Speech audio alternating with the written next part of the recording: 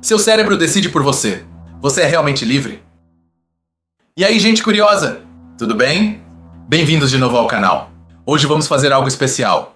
Vamos falar de uma daquelas perguntas que, se você a levar a sério, pode fazer a sua cabeça explodir. Se o seu cérebro toma as decisões antes que você perceba, é realmente você quem decide? Existe o livre-arbítrio?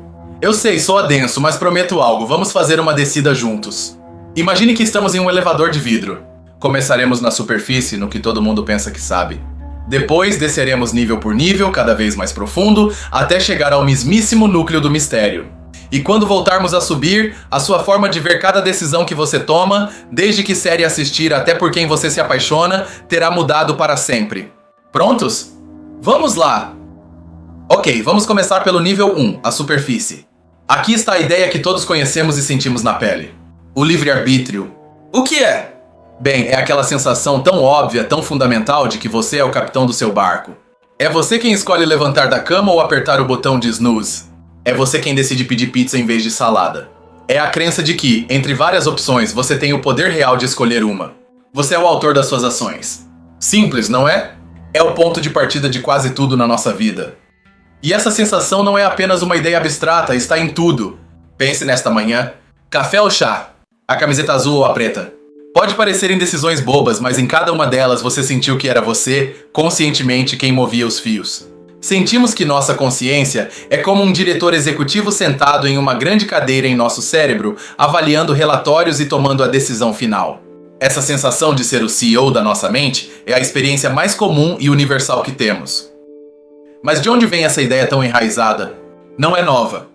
Durante milhares de anos, filósofos e líderes religiosos nos contaram uma história muito potente, que nossa capacidade de escolher entre o bem e o mal é o que nos torna especiais, o que nos separa dos animais que só agem por instinto. É a base da moralidade, da lei, da ideia de pecado e de virtude. É uma história de origem sobre nossa própria humanidade, somos seres que escolhem seu destino. E o último pilar desta superfície é algo que os psicólogos chamam de sensação de agência.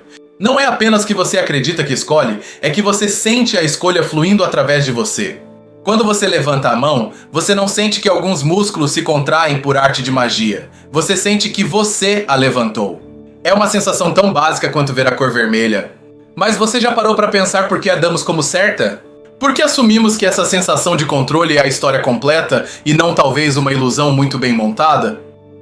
Assim, resumindo este primeiro nível, sentimos que somos livres, que dirigimos nossas vidas, uma ideia com uma história longuíssima que fundamenta nossa moral e que se sente tão real quanto respirar. Esta é a ponta do iceberg. É o que todo mundo vê e aceita sem hesitar.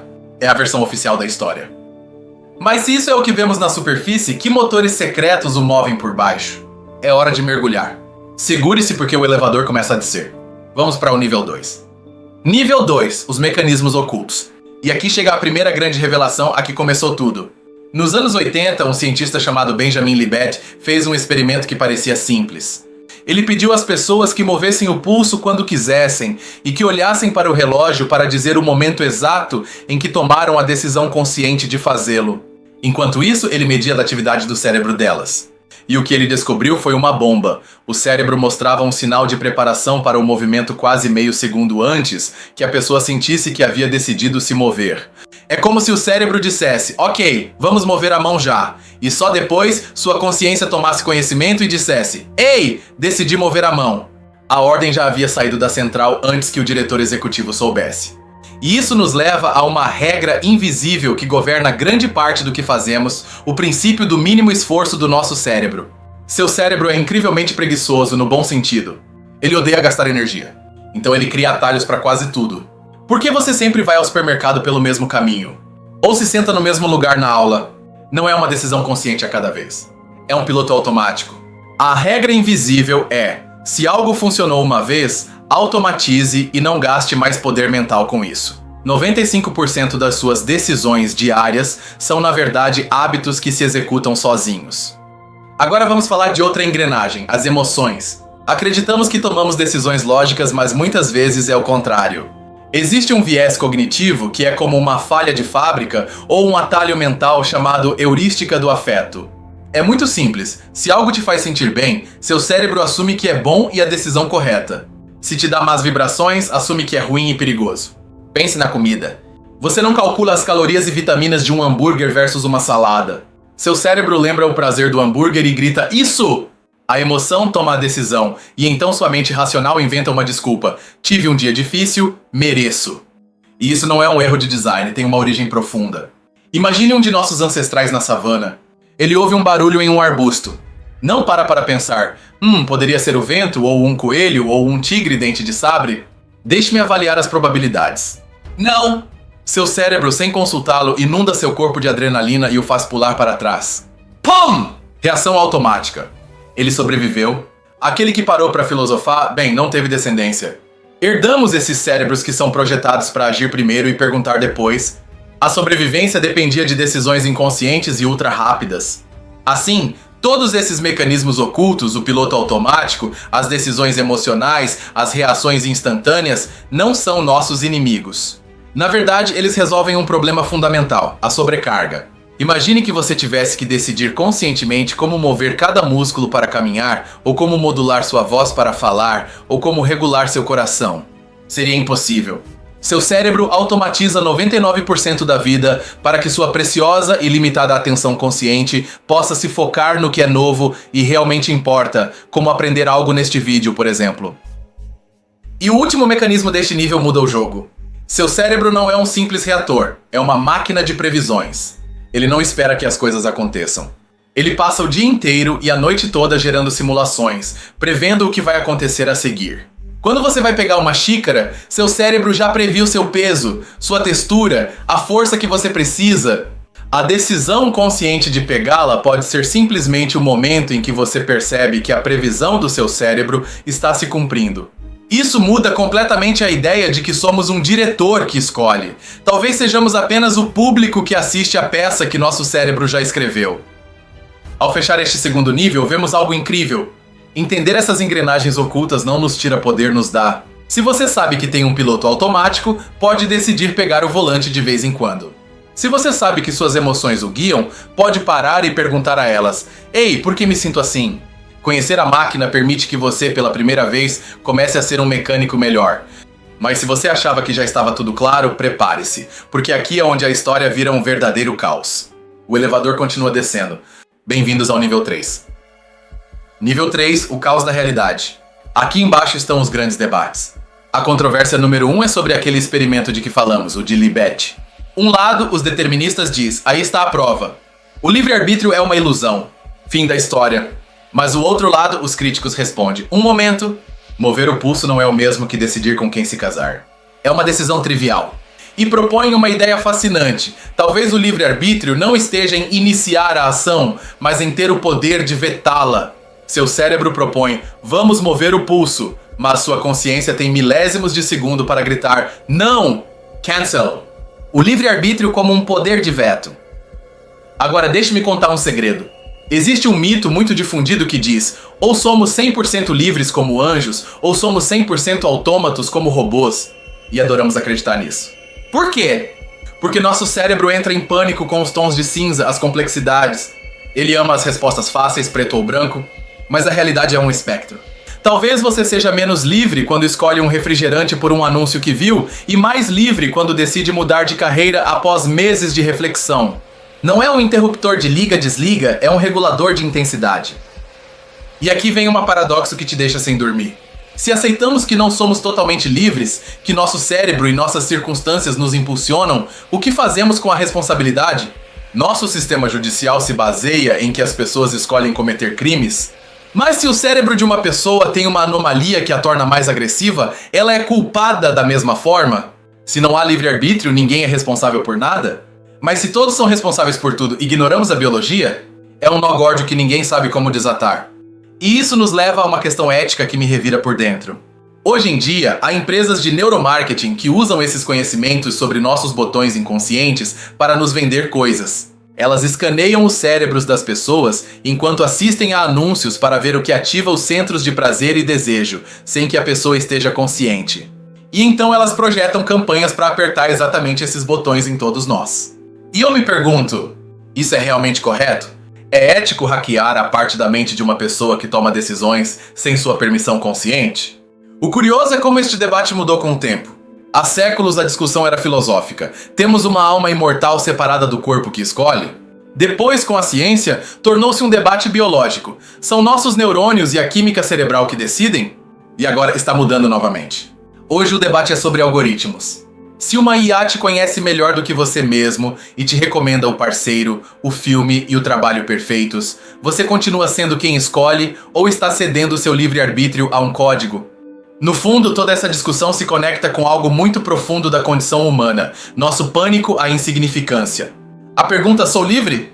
é na verdade uma forma de perguntar "minha vida tem sentido?" Sou o autor da minha história com seus triunfos e fracassos? Ou sou apenas uma folha levada pelo vento, uma peça de dominó em uma cadeia infinita? É uma pergunta que nos aterroriza porque põe em xeque nossa necessidade de sentir que importamos. Assim, este nível caótico nos deixa com uma verdade incômoda: a realidade é uma bagunça. Não há respostas fáceis. Está cheia de debates, paradoxos e perguntas éticas que nos obrigam a enfrentar o que significa ser humano em um mundo complicado. Não há um manual de instruções claro. Muito bem. Você sobreviveu ao caos. Você viu que a coisa é mais complexa do que parece. Agora é o momento de ver os detalhes que separam os curiosos dos verdadeiros conhecedores. Aperte o cinto. O elevador desce para o nível 4. Nível 4, conhecimento especializado. Bem-vindos à área VIP do conhecimento. Aqui está o primeiro dado que você não encontrará em qualquer lugar. Os cientistas distinguem entre dois tipos de intenções. As intenções proximais, que são as decisões do agora mesmo, como vou levantar o dedo agora. E as intenções distais, que são os planos de longo prazo, como vou estudar medicina no ano que vem. O famoso experimento de Libet mede apenas as proximais, as triviais. Mas as decisões que definem nossa vida são as distais. E sobre essas a neurociência quase nada sabe. Talvez todo o debate tenha se centrado no tipo de livre-arbítrio errado. Agora, um detalhe técnico que você vai adorar, com uma analogia. Dentro do seu cérebro, os neurônios não disparam como uma fila de dominós perfeita e previsível. É um processo com um elemento de acaso, chamado estocasticidade. A melhor analogia é uma máquina de fazer pipoca. Imagine que os neurônios são os grãos de milho. O cérebro aumenta o calor, prepara-se para uma ação, e você sabe que as pipocas vão começar a pular. Mas você não pode prever qual grão exato vai pular em qual momento. Há um componente de aleatoriedade. E alguns cientistas acreditam que é nesse pequeno caos, nessa imprevisibilidade quântica, onde poderia se esconder uma janela para que a vontade consciente atue. E aqui um toque humano. Lembra-se de Benjamin Libet, o cientista que começou toda essa confusão? Bem, a história popular o pinta como o homem que matou o livre-arbítrio, mas a verdade é muito mais bonita. Ele mesmo nunca acreditou que seus experimentos o refutassem. De fato, ele passou o resto da vida defendendo sua própria teoria, a que mencionamos antes, a do veto consciente. Ele foi o herói secreto que, ao levantar a pergunta mais incômoda, também nos deu uma possível saída. Ele não era um destruidor, era um explorador. E falando em exploradores, há uma visão rebelde que me fascina, a do filósofo Daniel Dennett. Ele diz: estamos fazendo a pergunta errada. Buscar o livre-arbítrio como uma centelha mágica e misteriosa no cérebro é como buscar a alma de um computador em um chip específico. Ele argumenta que o livre-arbítrio não é uma coisa, é uma habilidade incrivelmente complexa que desenvolvemos como espécie, como a linguagem. É nossa capacidade de refletir, de dar e pedir razões para nossas ações, de mudar de opinião diante de novas evidências. Não é magia, é o ápice da complexidade biológica. E agora, uma descoberta da ciência que vai totalmente contra a intuição. Foram feitos estudos onde um grupo de pessoas recebeu para ler um texto argumentando que o livre-arbítrio não existe. A outro grupo não. O resultado? As pessoas convencidas de que não são livres são significativamente mais propensas a colarem um exame, a ser mais agressivas e a ajudar menos os outros. É como se acreditar que você não é livre te desse uma desculpa para se comportar mal. Isso choca com a ideia de que saber a verdade sempre nos torna melhores. E aqui vem o momento ahá, a peça que conecta tudo. Lembra-se daquele sinal cerebral, o potencial de prontidão que Libet encontrou antes da decisão consciente? Por décadas foi a prova rainha contra o livre-arbítrio. Pois bem, pesquisas muito mais recentes sugerem que esse sinal pode não ser uma decisão de forma alguma. Poderia ser simplesmente o ruído de fundo do cérebro, as flutuações aleatórias da atividade neural, a máquina de pipoca esquentando. A decisão consciente poderia ser o ato de empurrar uma dessas flutuações aleatórias acima de um limiar para que ela se transforme em uma ação. Isso muda tudo. A prova fundamental pode ter sido uma má interpretação desde o início. Fechando este nível, percebemos que os detalhes importam. E muito! Conhecê-los não é apenas para se gabar de saber mais. É para entender que a realidade é mais sutil, mais complexa e, sinceramente, muito mais interessante do que as versões simplificadas nos contam. Isso nos dá uma visão mais autêntica do mundo e de nós mesmos. Chegamos ao limite do que se sabe. Estamos na borda do mapa. Você se atreve a olhar além para a última fronteira, para o que nem mesmo os especialistas sabem? O elevador faz sua última descida. Bem-vindos ao nível 5. Nível 5, a fronteira final, especulação e assombro. Olhemos para o futuro. Em 100 anos, poderíamos ter interfaces cérebro-computador que nos permitissem acessar nossos processos inconscientes. Imagine poder entrar na configuração do seu cérebro e ajustar seus medos, seus desejos, seus vieses. Isso seria a máxima expressão do livre-arbítrio? Um controle total sobre si mesmo? Ou seria a perda definitiva de sua identidade, substituindo seus impulsos naturais por outros programados? Quem seria você então? E aqui está a pergunta mais profunda, aquela que silencia cientistas e filósofos igualmente. O que é a consciência? Passamos todo o vídeo falando se você escolhe ou se o seu cérebro o faz. Mas o que é esse você? É a soma dos seus neurônios? É uma propriedade emergente como a umidade da água? É uma ilusão? Não podemos resolver o problema do livre-arbítrio porque nem sequer entendemos quem é o sujeito que supostamente é livre ou não é. É o maior mistério que existe. Agora, uma ideia que pode te deixar de cabeça para baixo. Se você acredita no determinismo físico, que tudo no universo obedece a leis de causa e efeito, então cada átomo do seu cérebro se move de acordo com essas leis. Isso significa que a decisão que você vai tomar em 1 minuto estava, em teoria, predeterminada pelo estado do universo 1 segundo antes. E esse estado pelo de 1 segundo antes. E assim para trás até o Big Bang. Sob essa ótica, sua decisão de assistir a este vídeo não foi sua. Foi uma onda de choque inevitável que tem viajado pelo cosmos por 13,8 bilhões de anos para se manifestar agora através de você. Mas entender tudo isso pode ser fundamental para o futuro da humanidade. Grandes problemas como as mudanças climáticas ou a polarização política não são problemas técnicos, são problemas de decisão humana. Eles são causados por nossos vieses inatos, preferir a recompensa imediata, temer o outro grupo, ouvir apenas o que confirma nossas crenças. Se conseguirmos entender e talvez hackear o código de nossas próprias decisões, poderíamos desbloquear um novo nível de cooperação e sabedoria coletiva para resolver os desafios que ameaçam nos destruir. E te deixo com a ideia mais provocadora e aberta de todas. Talvez tenhamos estado olhando para isso ao contrário.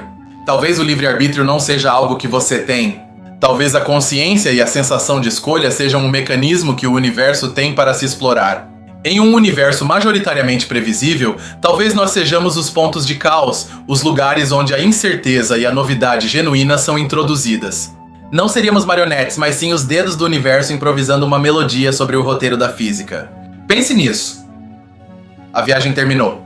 O elevador voltou à superfície. Descemos as profundezas da máquina, navegamos pelo caos dos debates, desvendamos os segredos dos especialistas e nos debruçamos sobre o abismo do desconhecido.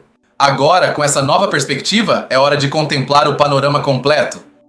No início desta viagem, falamos da simples e familiar sensação de escolher o que tomar no café da manhã. Uma escolha que parecia sua e só sua. Agora olhe para essa mesma escolha através dos novos olhos que você tem. Foi um hábito em piloto automático? Uma decisão guiada por uma emoção que você nem notou? Foi o resultado de um cálculo de previsão do seu cérebro? Foi o cancelamento de um impulso no último momento? Ou foi talvez um eco inevitável do Big Bang ou um instante de improvisação cósmica? Passamos de uma certeza simples para um mistério assombroso. E isso, meus amigos, é a beleza de ir além da superfície. E agora eu te pergunto diretamente. De toda essa jornada pelos 5 níveis, qual ideia, qual conceito, qual pergunta mais te impactou? Qual é aquela que vai ficar rondando sua cabeça esta noite? De verdade, mal posso esperar para ler. Deixe sua reflexão nos comentários, porque é lá que a conversa continua. Obrigado de coração por dedicar seu tempo e sua curiosidade a esta jornada tão intensa. E se você gosta dessas descidas às grandes perguntas, inscreva-se, porque temos muitos mais abismos fascinantes para explorar juntos. Nos vemos no próximo vídeo!